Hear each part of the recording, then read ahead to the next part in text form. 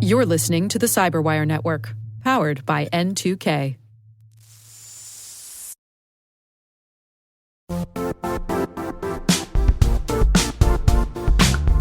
We've all been there. You realize your business needs to hire someone yesterday. How can you find amazing candidates fast? Well, it's easy. Just use Indeed. When it comes to hiring, Indeed is all you need. Stop struggling to get your job post noticed. Indeed's sponsored jobs helps you stand out and hire fast. Your post jumps to the top of search results so the right candidates see it first. And it works. Sponsored jobs on Indeed get 45% more applications than non-sponsored ones. One of the things I love about Indeed is how fast it makes hiring. And yes, we do actually use Indeed for hiring here at N2K Cyberwire. Many of my colleagues here came to us through Indeed. Plus, with sponsored jobs, there are no subscriptions, no long-term contracts. You only pay for results. How fast is Indeed?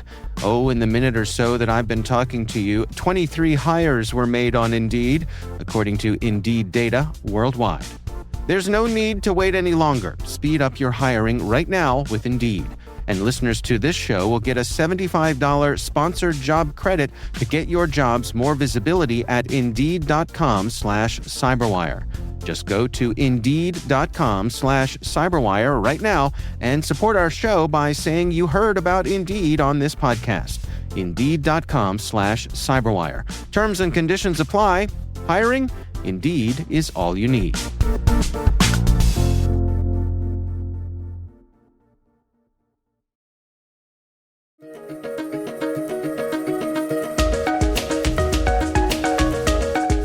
Hello, everyone, and welcome to the Cyberwire's Research Saturday. I'm Dave Bittner, and this is our weekly conversation with researchers and analysts tracking down the threats and vulnerabilities, solving some of the hard problems, and protecting ourselves in a rapidly evolving cyberspace. Thanks for joining us.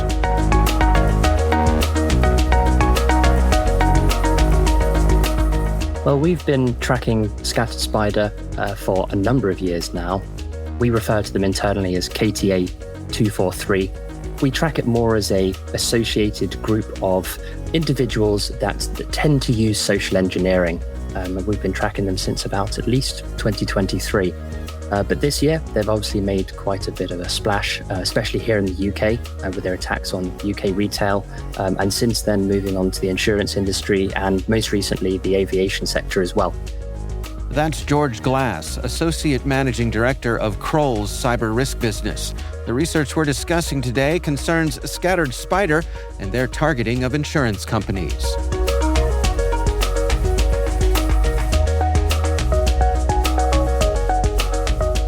Well, for folks who might not be familiar with Scattered Spider, can you give us a little bit of the history and how they've become so prominent?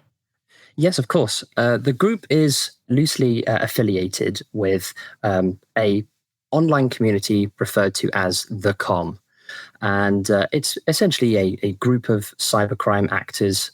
Many of them are recruited from Roblox, Minecraft, things like that. Many of them may have been victims of cybercrime themselves, and that's how they get integrated into this group.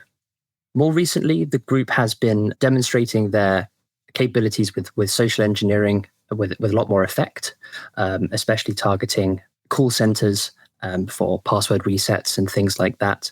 And they've also shown that they are more than happy to use ransomware now, which I think is a fairly big change up since when we first started tracking the group. So certainly open to change and makes them all the more interesting for tracking. And what is their general goal here? Are they looking to profit? Is it an espionage group? What are they doing? Yeah, I would say on the whole, it's for financial gain. I think there is also a certain amount of kudos within the community as well, that they would be more than happy to sort of show off that they're performing these attacks successfully. But I think on the whole, especially in more recent months, it's for financial gain first and foremost. Well, as your research points out, it seems as though Scattered Spider targets one industry at a time. Why do you suppose they would adopt this kind of focused approach? It's a very interesting question. It's hard to say. I would imagine it's because many of the industries they target in clusters work the same way. They tend to share third-party suppliers also, and they tend to have an affiliation with each other, which maybe means that they can get some lateral movement from attacking one organization. They can potentially move into another, but it is hard to say for certain. And I would say a lot of that is probably driven by events in the news, quarterly reporting and things like that, and access that they may be able to buy or provision to each other to then further attack an organization, deploy ransomware, and so on and so forth. Well, your research focuses specifically on the insurance industry. Can you take us through how they approach that industry and what you discovered? Yes, from what we can tell, the modus operandi hasn't really changed too much from the attacks that we saw on the UK retail sector. So that is essentially socially engineering a help desk person to reset a password, change an MFA method, something like that.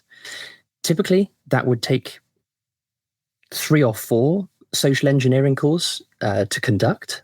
The first one may be, what do I need to reset my password? How do I reset it? I'm a new joiner. How do I do that? Oh, you need this bit of information, or X bit of information, Y bit of information. Okay, thank you very much. Hang up the call. On the next call, they will be able to solicit that information from the help desk employee. And then on the 3rd or 4th, or maybe even the 5th call, they'll be able to use that to gain access to that particular user account. And then from there, it would take the course of any sort of typical business email compromise, quickly looking for relevant information, things like information on VPNs, remote login protocols, things like that they can then use to further their attack. And once they have that information, is it ransomware? Is it double extortion? What do they do? I think first and foremost, their goal would be to exfiltrate as much information as possible. We've seen them be able to pivot in an environment incredibly quickly, start downloading things from SharePoint files, from S3 buckets and things like that if they get into a cloud environment. And then from there, once they've exfiltrated as much data as they can, they may move to deploying ransomware. But because these are identity-based attacks, they're not deploying malware immediately. What we see is it's sort of deployed as a coup de grace just before the encryption happens and the ransomware deployment happens. The rest of the time, they're just leveraging the access that they've already managed to get and blend in with the environment as much as possible using RMM tools like AnyDesk and ConnectWise and so on and so forth.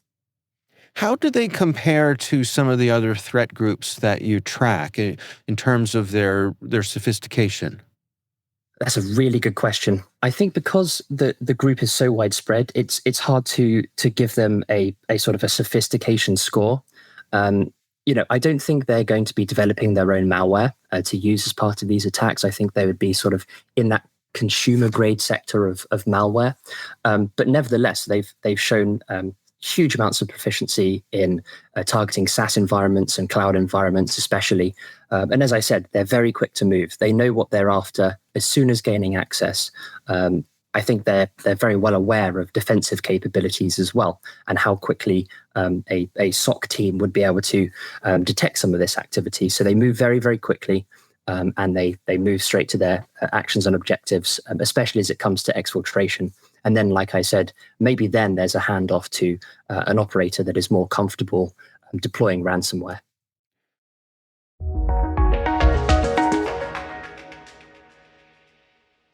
We'll be right back. Hey everybody, Dave here. I've talked about Delete Me before, and I'm still using it because it still works. It's been a few months now, and I'm just as impressed today as I was when I signed up. Delete Me keeps finding and removing my personal information from data broker sites, and they keep me updated with detailed reports, so I know exactly what's been taken down. I'm genuinely relieved knowing my privacy isn't something I have to worry about every day. The Delete Me team handles everything. It's the set it and forget it peace of mind.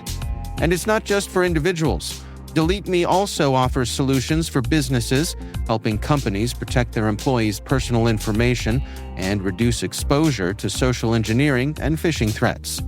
And right now, our listeners get a special deal, 20% off your Delete Me plan. Just go to joindeleteme.com/N2K and use promo code N2K at checkout. That's joindeleteme.com/N2K, code N2K.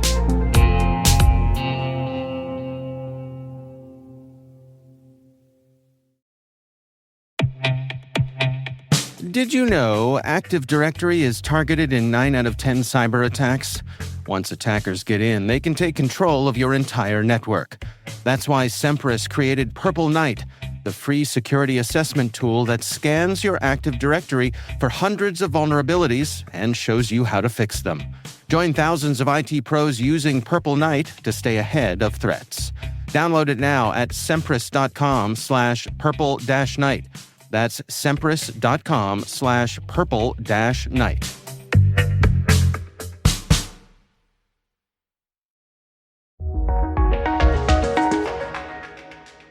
What do we know about the group themselves? I mean, I've seen that they refer to themselves as a cartel. What does this mean in the cybercrime context?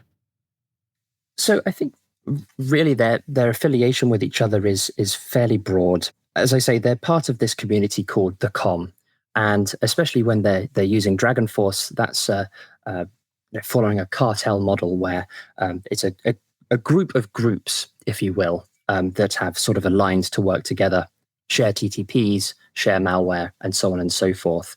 The idea that there's a collection of individuals that are consistently conducting these attacks, I think, is maybe not stated quite accurately. There's probably hundreds of people in this group. Many of them are sort of chancing it again and again, but with sort of significant amounts of learning as they go. The group is sort of well known to be English speaking, and certainly in the cases that we've worked, they speak English well. I wouldn't say that they were native English speakers, but of course there's been some arrests attributed to the Scatter Spider group that are British nationals, US nationals, Canadian nationals. So I think that just goes to sort of underline the fact that there's a very widespread group of individuals, many of them young men, and they have a fairly wide range of capabilities. You mentioned that you wouldn't expect to see them developing their own tools. What sort of tools are they using? On the whole, they're using commodity malware when they do need to use malware. So that would be things like information stealing malware, like Luma Stealer or StealC. But mostly they're living off the land, using things like PowerShell if they do need to touch an endpoint, and using commercial remote access tools, things like AnyDesk, ConnectWise, Screen Connect. All of those tools actually allow them to evade detection a lot easier because they would understand what tools are already deployed in the environment, and they would know what would look abnormal and what would look potentially normal to a defender. So on the whole, they leverage the tools that are already there, and they would leverage the identity that they have access to target cloud and SaaS environments very, very quickly. Pilfering things from Slack messages, email inboxes, and as I mentioned before, S3 buckets and so on. Your research focuses on the insurance industry, and we've seen recent reports that perhaps Scattered Spider is now targeting the airlines. I'm curious, based on the information you gathered and the insights that you have looking at their focus on the insurance industry, what would your recommendations be for other industries if they find themselves the focus of Scattered Spider's efforts? So there's a few recommendations that I think are more to do with hardening an environment first. Namely, first of all, that's going to be talking to your help desk staff. I want to be really clear. A lot of the time, help desk staff are just trying to be helpful, Yeah. But there's a policy to be followed, and monitoring that policy is kept to and adhered to is very, very important, because that's typically the first way that Scatter Spider would try to gain initial access. That training also follows for general users. The group has a wide array of techniques that they can use to change a multi-factor method or phish someone for credentials. So again, training employees to be aware of what those signs of attack look like so that they can be reported. And then thirdly, being able to detect that activity as well. Things like identifying token theft, identifying when someone has clicked a phishing link and has potentially submitted their credentials and things like that. Those would definitely be the places that I would start. You mentioned that we've seen Scattered Spider attract the attention of law enforcement. There have been some arrests. Do we suspect that this is going to have an effect on their overall operations here, or is it the kind of group that seems to be able to evolve and continue operating? In our research, I don't think that we've identified sort of kingpins or direct leaders, but there are certainly what are referred to in the community as alders that have a lot of knowledge. They're very skilled, and they would sort of proliferate that knowledge to the rest of the teams. I think any law enforcement action against this group is welcome, and I hope that more of them can be brought to justice. It's just a case of being able to identify when one of these individuals makes an operational security mistake, or indeed are in a country that can lead to extradition or arrest. Yeah, it's interesting to me how you describe them as being kind of diffuse. It's a lot of people with loose affiliations. Yes, sir. Yeah, absolutely. I think CrowdStrike did a good job on the naming there. The scattered in Scattered Spider, I think, refers to that. It's an interesting sort of additional movement, like Anonymous was back in the day. It's easy to say that you're part of Anonymous because it's an anonymous group of individuals. I think the community in Scattered Spider is more closely knit than that, but certainly not as tight as other threat groups that we would track, which have very consistent TTPs, and you can do attribution to a certain individual a lot of the time. That's not always possible with Scattered Spider, and I think a lot of the reporting is mostly being attributed to the TTPs that are being observed rather than individuals that they know are behind the attacks.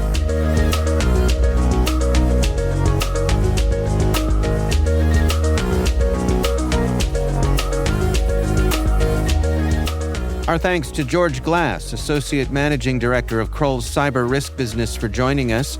The research is about Scattered Spider and their targeting of insurance companies. We'll have a link in the show notes. That is Research Saturday, brought to you by N2K Cyberwire. We'd love to hear from you. We're conducting our annual audience survey to learn more about our listeners. We're collecting your insights through the end of this summer. There's a link in the show notes. Please do check it out. This episode was produced by Liz Stokes. We're mixed by Elliot Peltzman and Trey Hester. Our executive producer is Jennifer Iben. Peter Kilpie is our publisher, and I'm Dave Bittner. Thanks for listening. We'll see you back here next time.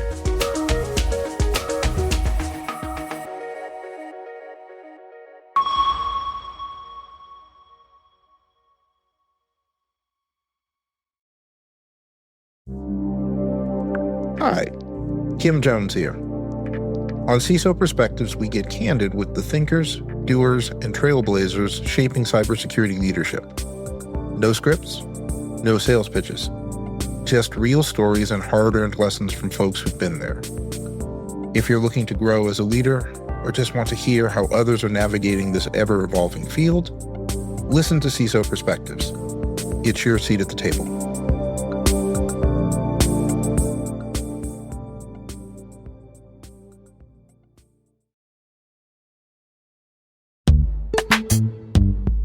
Buying more tools won't make you more secure. Continually training your people will. In this episode, CloudRange co-founder and CEO Debbie Gordon shares how real-world simulations are transforming readiness in 2025.